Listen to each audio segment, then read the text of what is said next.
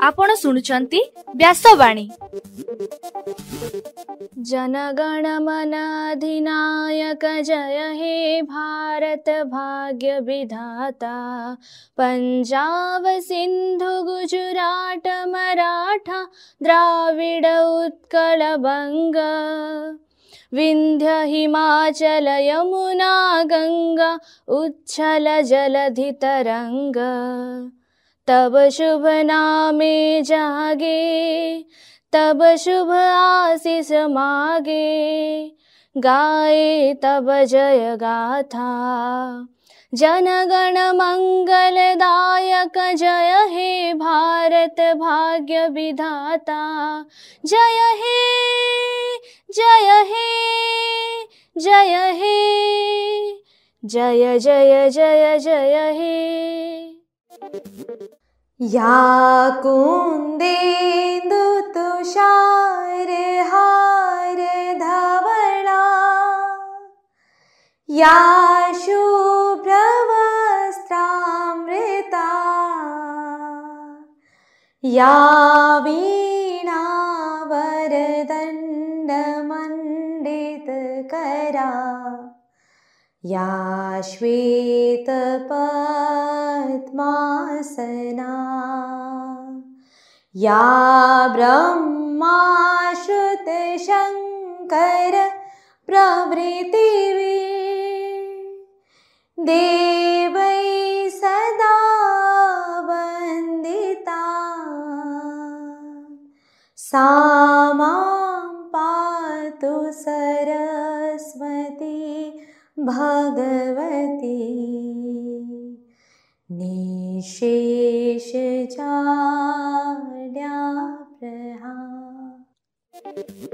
नमस्कार, व्यासवाणी खबर सहित मु शुभश्री।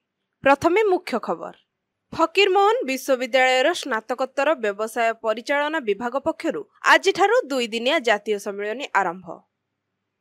आज ओडिशा रे आयुष्मान योजना को शुभारंभ करिवे केंद्र मंत्री जेपी नड्डा।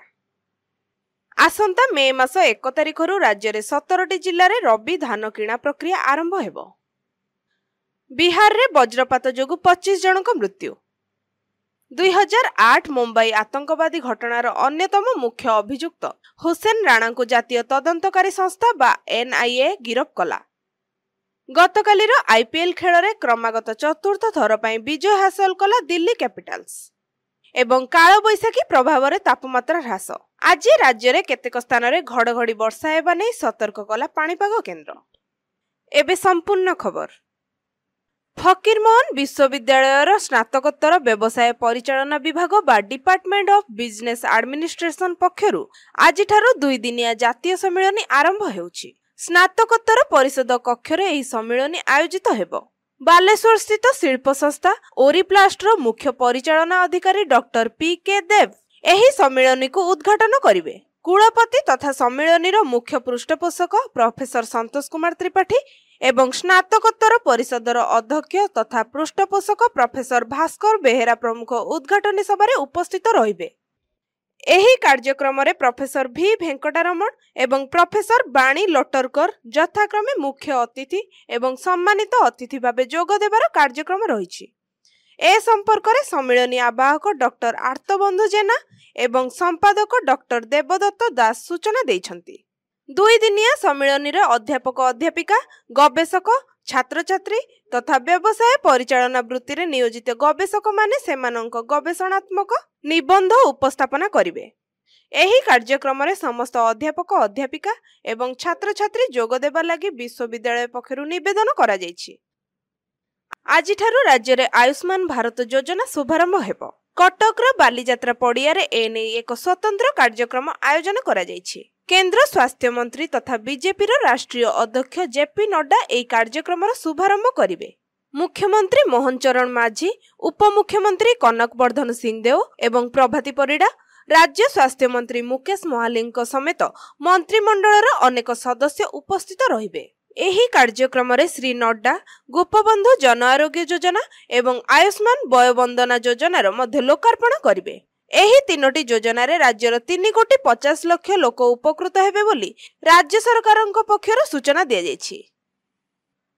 ଆସନ୍ତା ମାସ ମେ 1 ତାରିଖରୁ ରାଜ୍ୟରେ 17ଟି ଜିଲ୍ଲାରେ ରବି ଧାନ କିଣା ଆରମ୍ଭ ହେବ। ଏଥିରେ ଚାଷୀଙ୍କ ଠାରୁ 20 ଲକ୍ଷ ମେଟ୍ରିକ ଟନ୍ ଧାନ କିଣିବାକୁ ରାଜ୍ୟ ସରକାର ନିଷ୍ପତ୍ତି ନେଇଛନ୍ତି। ରବି ଧାନ କିଣା ହେବା ପୂର୍ବରୁ କୃଷକ ମୋର୍ଚ୍ଚା ପକ୍ଷରୁ ଏକ ବୈଠକ ଅନୁଷ୍ଠିତ ହୋଇଥିଲା ଏବଂ ଏହି ମୋର୍ଚ୍ଚାର ସଭାପତି ମହେଶ୍ୱର ସାହୁ କହିଛନ୍ତି ଯେ ରବି ଧାନ କିଣା ପ୍ରକ୍ରିୟାରେ ଯେପରି ସ୍ୱଚ୍ଛତା ରହିବ ଏବଂ ଶୃଙ୍ଖଳିତ ଭାବେ ପରିଚାଳନା ହେବ ସେଥିପ୍ରତି ସମସ୍ତ କାର୍ଯ୍ୟକର୍ତ୍ତାମାନେ ଜାଗ୍ରତ ପ୍ରହରୀ ଭାବେ କାର୍ଯ୍ୟ କରିବେ। ଏହି କାର୍ଯ୍ୟକ୍ରମରେ ବିଜେପି କୃଷକ ମୋର୍ଚ୍ଚା ରାଜ୍ୟ ଉପସଭାପତି ସୂର୍ଯ୍ୟନାରାୟଣ ମହାପାତ୍ର, ବିପଦ ଭଞ୍ଜନ ଦାସ, ସାଧାରଣ ସମ୍ପାଦକ ଉପେନ୍ଦ୍ର ଭଞ୍ଜ ଆଦି କାର୍ଯ୍ୟକର୍ତ୍ତାମାନେ ଉପସ୍ଥିତ ଥିଲେ। ଗତକାଲି ବିହାରର ବିଭିନ୍ନ ଜିଲ୍ଲାରେ ବଜ୍ରପାତ ଏବଂ କୁଆପଥର ଯୋଗୁଁ 25 ଜଣଙ୍କର ମୃତ୍ୟୁ ଘଟିଛି। ବିହାର ମୁଖ୍ୟମନ୍ତ୍ରୀଙ୍କ କାର୍ଯ୍ୟାଳୟ ପକ୍ଷରୁ ଏ ସମ୍ପର୍କରେ ସୂଚନା ଦିଆଯାଇଛି। ଏଥିରେ କୁହାଯାଇଛି ଯେ ନାଳନ୍ଦା ଜିଲ୍ଲାରେ ସର୍ବାଧିକ 18 ଜଣଙ୍କ ମୃତ୍ୟୁ ଘଟିଥିବା ବେଳେ ସିଓନରେ 2 ଜଣ, କଟିହାର, ଦରଭଙ୍ଗା, ବେଗୁସରାଇ, ଭାଗଲପୁର ଜିଲ୍ଲାରେ ଜଣେ ଲେଖାଏଁ ବ୍ୟକ୍ତିଙ୍କର ମୃତ୍ୟୁ ଘଟିଛି। ଏହି ଘଟଣାକୁ ନେଇ ମୁଖ୍ୟମନ୍ତ୍ରୀ ନୀତିଶ କୁମାର ଶୋକ ପ୍ରକାଶ କରିଛନ୍ତି ଏବଂ ପ୍ରତି ମୃତକଙ୍କ ପରିବାରକୁ 4 ଲକ୍ଷ ଟଙ୍କା ଲେଖାଏଁ କ୍ଷତିପୂରଣ ଦିଆଯିବ ବୋଲି ଘୋଷଣା କରିଛନ୍ତି। ବୁଧବାର ଦିନ ମଧ୍ୟ ବିଜୁଳି ଓ ଘଡ଼ଘଡ଼ି ଯୋଗୁଁ ବିହାରରେ 13 ଜଣ ପ୍ରାଣ ହରାଇଥିଲେ। 2008 ମୁମ୍ବାଇ ଆକ୍ରମଣର ଅନ୍ୟତମ ମାଷ୍ଟରମାଇଣ୍ଡ ତହଉର ହୋସେନ ରାଣା ଗତକାଲି ସନ୍ଧ୍ୟାରେ ନୂଆଦିଲ୍ଲୀରେ ପହଞ୍ଚିଛି। ନୂଆଦିଲ୍ଲୀର ଆନ୍ତର୍ଜାତିକ ବିମାନ ବନ୍ଦରରେ ରାଣା ପହଞ୍ଚିବା ପରେ ଜାତୀୟ ତଦନ୍ତକାରୀ ଏଜେନ୍ସି NIA ତାକୁ ଗିରଫ କରିଛି। ଗିରଫ ପରେ ରାଣାକୁ କଡ଼ା ସୁରକ୍ଷା ମଧ୍ୟରେ ଅଦାଲତରେ ହାଜର କରାଯାଇଛି। ପଟିଆଲା ହାଉସ କୋର୍ଟ, NIA ମୁଖ୍ୟ କାର୍ଯ୍ୟାଳୟ ସହିତ ଦିଲ୍ଲୀର ବିଭିନ୍ନ ସ୍ଥାନରେ ସୁରକ୍ଷା ବ୍ୟବସ୍ଥା କରାଯାଇଛି। ଜାତୀୟ ସୁରକ୍ଷା ପରାମର୍ଶଦାତା NIA ଅଜିତ ଡୋଭାଲଙ୍କ ସହିତ ସ୍ୱରାଷ୍ଟ୍ର ମନ୍ତ୍ରାଳୟ ବରିଷ୍ଠ ଅଧିକାରୀମାନେ ଏ ସମ୍ପର୍କରେ ଅନୁଧ୍ୟାନ କରୁଛନ୍ତି। NIA ରାଣାକୁ ହାଜତକୁ ନେବା ପରେ ଗୋଇନ୍ଦା ବ୍ୟୁରୋ, NIA ଓ ଏମାନଙ୍କୁ ନେଇ ଗଠିତ ସ୍ୱତନ୍ତ୍ର ଟିମ୍ ତାକୁ ଜେରା କରିବେ। ଗତକାଲି IPL ଖେଳରେ Delhi Capitals royal challengers Bengaluru ବିପକ୍ଷରେ ବିଜୟ ହାସଲ କରିଛି। ଏହା ହେଉଛି ଚଳିତ ସିରିଜରେ ଦିଲ୍ଲୀ କ୍ୟାପିଟାଲ୍ସ କ୍ରମାଗତ ଚତୁର୍ଥ ବିଜୟ। ଦିଲ୍ଲୀ କ୍ୟାପିଟାଲ୍ସର 2 ଜଣ ସ୍ପିନ୍ ବୋଲରଙ୍କ ଶାଣିତ ବୋଲିଂ ଏବଂ KL ରାହୁଲଙ୍କ ଅର୍ଦ୍ଧଶତକ ବଳରେ ଦିଲ୍ଲୀ 6 ୱିକେଟରେ ବେଙ୍ଗାଲୁରୁକୁ ହରାଇ ଦେଇଥିଲା। ପ୍ରଥମେ ବେଙ୍ଗାଲୁରୁ ବ୍ୟାଟିଂ କରି 7 ୱିକେଟରେ 163 ରନ୍ କରିବା ପରେ 164 ରନ୍ର ଲକ୍ଷ୍ୟକୁ ପିଛା କରି ଦିଲ୍ଲୀ କ୍ୟାପିଟାଲ୍ସ ଖେଳ ଆରମ୍ଭ କରିଥିଲା। 6 ୱିକେଟ ହାତରେ ଥାଇ ମ୍ୟାଚକୁ ଜିତି ନେଇଥିଲା ଦିଲ୍ଲୀ କ୍ୟାପିଟାଲ୍ସ। ଆଜିର IPL ଖେଳରେ ଚେନ୍ନାଇ ସୁପର କିଙ୍ଗସ୍ ଏବଂ କୋଲକାତା ନାଇଟ୍ ରାଇଡର୍ସ ପରସ୍ପରକୁ ଭେଟିବେ। ଏବେ ପାଣିପାଗ ଖବର। କାଳବୈଶାଖୀ ପ୍ରଭାବରେ ଗତକାଲି ରାଜ୍ୟର ବିଭିନ୍ନ ସ୍ଥାନରେ ହାଲୁକାରୁ ମଧ୍ୟମ ଧରଣର ବର୍ଷା ହୋଇଯାଇଛି। ବାଲେଶ୍ୱର, ମୟୂରଭଞ୍ଜ, ଭଦ୍ରକ, କେନ୍ଦ୍ରାପଡ଼ା, କଟକ, ଭୁବନେଶ୍ୱର ଆଦି ଅଞ୍ଚଳରେ ରାତିରେ ପବନ ଓ ଘଡ଼ଘଡ଼ି ସହିତ ବର୍ଷା ହୋଇଥିଲା। ଏହାଦ୍ୱାରା ତାପମାତ୍ରା ସାମାନ୍ୟ ହ୍ରାସ ପାଇଥିବା ପାଣିପାଗ ବିଭାଗ ପକ୍ଷରୁ ସୂଚନା ଦିଆଯାଇଛି। ଆଜି ମଧ୍ୟ ଉପକୂଳ ଏବଂ ଆଭ୍ୟନ୍ତରୀଣ ଓଡ଼ିଶାର ବିଭିନ୍ନ ସ୍ଥାନରେ ଘଡ଼ଘଡ଼ି ବର୍ଷା ହେବା ନେଇ ଭୁବନେଶ୍ୱର ଆଞ୍ଚଳିକ ପାଣିପାଗ ବିଜ୍ଞାନ କେନ୍ଦ୍ର ପୂର୍ବାନୁମାନ କରିଛି। ଏବେ ଆସନ୍ତୁ ଶୁଣିବା ଆଜିର ସ୍ୱାସ୍ଥ୍ୟବାଣୀ। ଏଥିରେ ଶୁଣନ୍ତୁ ହୃଦଘାତ, ମସ୍ତିଷ୍କରେ ଆଘାତ ଏବଂ ଏଥିପ୍ରତି ସଚେତନତା ସମ୍ପର୍କରେ। ବର୍ତ୍ତମାନ ସମୟରେ ହୃଦଘାତ ଓ ମସ୍ତିଷ୍କରେ ଆଘାତ ରୋଗ ଏକ ଜଟିଳ ସମସ୍ୟାରେ ପରିଣତ ହୋଇଛି। ଏହି ରୋଗରେ ଆକ୍ରାନ୍ତ ହୋଇ ଅନେକ ଲୋକ ପ୍ରାଣ ହରାଉଛନ୍ତି। ପ୍ରାରମ୍ଭିକ ପର୍ଯ୍ୟାୟରେ ଏହାର ଲକ୍ଷଣ ବାବଦରେ ଜଣାପଡ଼େ ନାହିଁ, କିନ୍ତୁ ଯାହା ପରବର୍ତ୍ତୀ ସମୟରେ ଜଟିଳ ସମସ୍ୟା ରୂପ ଧାରଣ କରିଥାଏ। ଏକ ଅନ୍ତର୍ଜାତୀୟ ସର୍ବେକ୍ଷଣରୁ ଜଣାପଡ଼ିଛି ଯେ ଗତ 30 ବର୍ଷ ମଧ୍ୟରେ ଷ୍ଟ୍ରୋକ୍ ହେତୁ ମୃତ୍ୟୁହାର ପୂର୍ବ ଅପେକ୍ଷା ବୃଦ୍ଧି ପାଇଛି। ଭାରତରେ ଏହା ଅନୁମାନ କରାଯାଏ ଯେ ପ୍ରତିବର୍ଷ 1 ଲକ୍ଷ ଜନସଂଖ୍ୟାରେ 108ରୁ 172 ଜଣଙ୍କର ମୃତ୍ୟୁ ଘଟିଥାଏ। ବିଶେଷ କରି ପୁରୁଷମାନେ ମହିଳାଙ୍କ ଅପେକ୍ଷା ଷ୍ଟ୍ରୋକ୍ର ଶିକାର ହୁଅନ୍ତି।